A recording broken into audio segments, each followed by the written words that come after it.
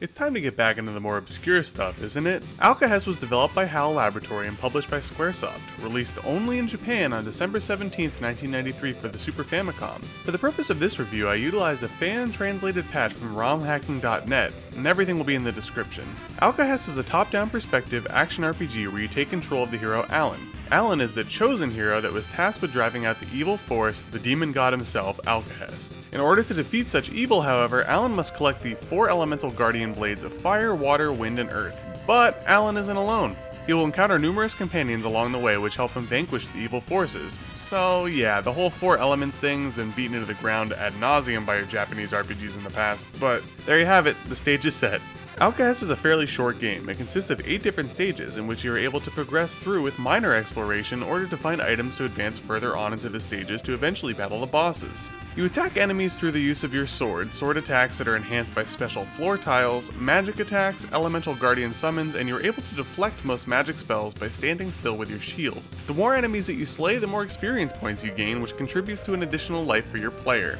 You'll actually think that this game is set up to be a traditional action RPG, but it's kind of not. There's no battery backup, and only a password system. As stated, there's stages, and you're unable to go back to previous stages to explore, but no worry, the stages are all easily navigable, giving you ample opportunity to find every optional treasure chest item.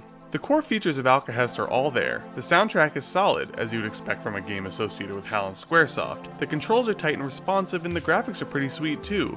There are some really interesting looking stages and bosses, my favorite stage being the edge of the world where you're basically floating on landmasses in outer space. It's very aesthetically pleasing. The bosses in Alcahest are also fairly interesting. You have a solid mix of smaller humanoid, large and in-charge beasts, and ganks. Many of the bosses feature second forms which keeps you on your toes to make you rethink your strategies. My main gripe with Alcahest falls inside the difficulty category. This game really isn't that hard, outside of the last boss. When you become familiar with your elemental guardians, your companions, and the magic they're able to use, most of the game can become a bit trivial. Now don't get me wrong, there is challenge in the game. However, you are able to abuse certain systems such as refilling magic and elemental guardian effects upon death, so let's say you have a straight shot to the boss and you're running low on health or magic and what have you. It might be in your best interest to lead Alan to death in order to come back harder with the next life. And as mentioned, the more enemies you defeat, the more 1-ups you can receive, and the later stages are not stingy with the experience points that get doled out.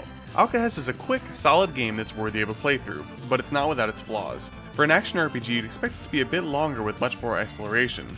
Everything, for the most part, is laid out right in front of your face. I like having games that aren't too incredibly open-ended, but in saying that, a game can be too linear in this case. Alcahest falls victim to this, unfortunately. Luckily, the mechanics of the game, the graphics, controls, and soundtrack are good enough to make Alcahest a good time for those that take control of Alan on his journey. I give Alcahest a solid 7 out of 10. It's a good game, but at the same time, I could see why it didn't make its way stateside. Until next time.